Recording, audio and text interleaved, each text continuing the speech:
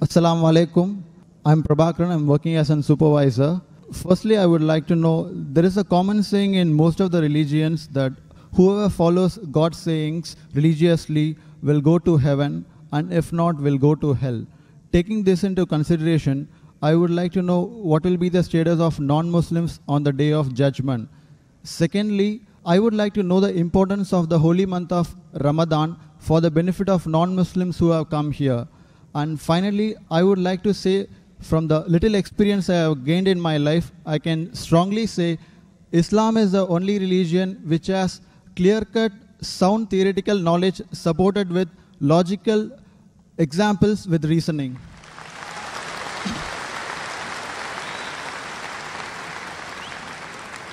The brother asked 3 questions or 3 statements he had made. The first question was that all the religions say that if you don't believe in the commandments of God, you will go to hell. What will happen to non-Muslim on the day of judgment? Brother, as I mentioned earlier, the Quran says in Surah Nisa chapter 4 verse 48 and Surah Nisa chapter 4 verse 116, Allah, if He pleases, He may forgive any sin, but the sin of shirk, associating partners with God, He'll never forgive. So if a person dies as a non-Muslim and he associates partners with others, he believes in false gods, he does idol worship, he shall never go to heaven. Compulsory he'll go to hell. To go to heaven, you have to believe in one God, worship Him alone, and follow His commandments. Regarding a second question, what is the benefit of the month of Ramadan to the non-Muslims? Quran says in Surah Baqarah chapter 2 verse number 83, fasting has been prescribed to you as it was prescribed to people who came before you, so that you may learn self-restraint. The reason we fast is because we increase our taqwa, our God consciousness, our piety.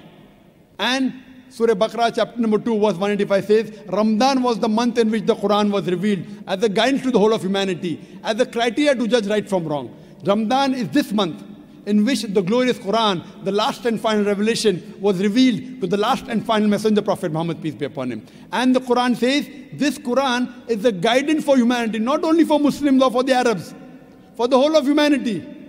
And it is a criteria to judge right from wrong. So this month of Ramadan, how does it benefit the non-Muslims? Quran was revealed in it as a guidance for whole of humanity, Muslims and non-Muslims. Furthermore, beloved Prophet Muhammad said, Ramadan is the month in which the Satans, they are imprisoned. The gates of heaven are open and the gates of hell are closed. That means there are more chances you will do good deeds.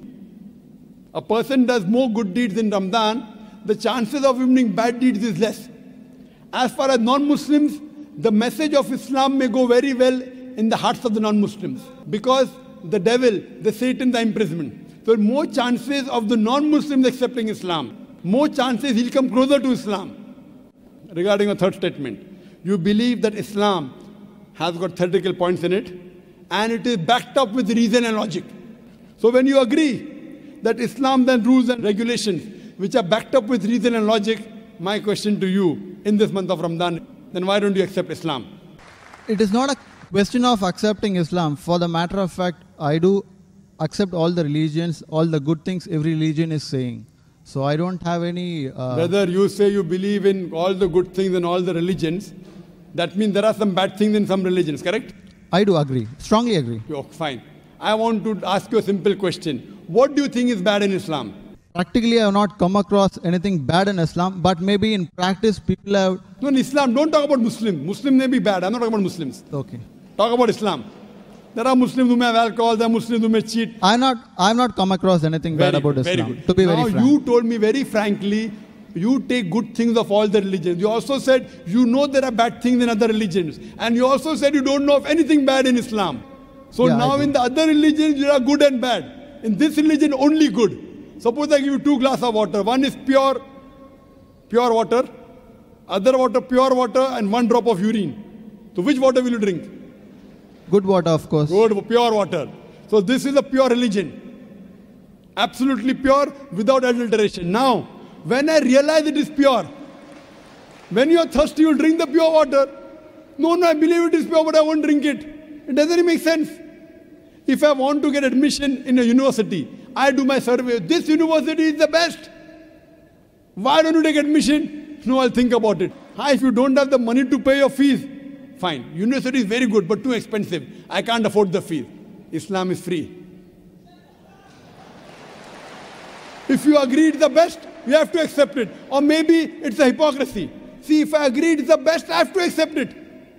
If you know there are no faults, that means God will question you on the day of judgment. If you agree, God gave you the message in your heart, it is the best religion, why don't you accept it? See, if you agree it's the best, it's illogical. It's illogical not to accept it. If you think there's something bad, I will clarify your misconception now. If you agree it's the best religion, if you agree it's the most logical, unless you are illogical. If you are logical, you have to agree the most logical religion. Unless you consider yourself to be illogical, brother. You know, sometimes, brother, emotions. What will my mother say? What will my father say? What will society say? Muslim! So these things may prevent you from accepting. I agree. It's difficult. It's not easy, brother.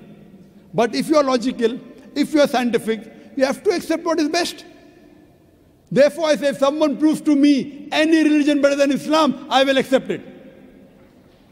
If someone proves to me today, anytime, there's any religion better than Islam, I am ready to accept. If someone proves to me Christianity is better, I am ready to accept Christianity. Someone proves to me Hinduism is better, I am ready to accept Hinduism. I am not just talking. I have discussions with the doctors of divinity, with the top Christians. I am not a scholar, I am a student. I consider myself to be a student of comparative religion. But I have dialogues and discussions and debates with the top scholars of Hinduism. You know the most popular Hindu speaker is Sri Ravi Shankar. Have you heard of him? Very much. Yes, he agreed with the Quran. I'm a big fan of him, in fact. You are a fan of him, mashallah. Have you seen my debate with Sri Ravi Shankar? No, I'm not seen. So you should see the debate with your hero, Yeah. Sri Ravi Shankar, Sure. and the student of comparative religion. Inshallah, if I get an opportunity, definitely. Yes, and since you agree, even he agreed that God has got no images. He agreed in the truthfulness of the Quran. Unfortunately, he didn't accept it. You know why? If he accepts, he will lose all the following. I agree. You agree. Do you have a following? Do you have a following, brother? No, I don't have any following. Very good. So what will you lose? Maybe some friendship, maybe some relatives. It's difficult. It's difficult. But if you know the truth, you should accept it. There's nothing wrong about it. Actually, so far as of now, I have not thought of about this because this is the very toughest and hardest thing in life to make. Think today in the month of Ramadan. You ask me, how does it benefit non-Muslims? It benefits the non-Muslims in opening the heart towards the truth. So I request you to think it over. If not today, yet you have another 3 weeks.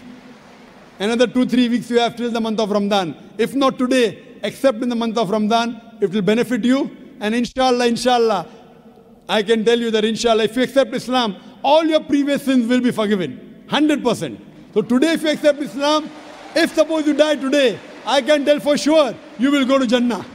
I am not sure about myself, but about yourself I can tell you. Because the moment a person accepts Islam, all his previous sins are forgiven. If you accept Islam and if something happens to you today, I don't know about others. Inshallah, you will go to Jannah.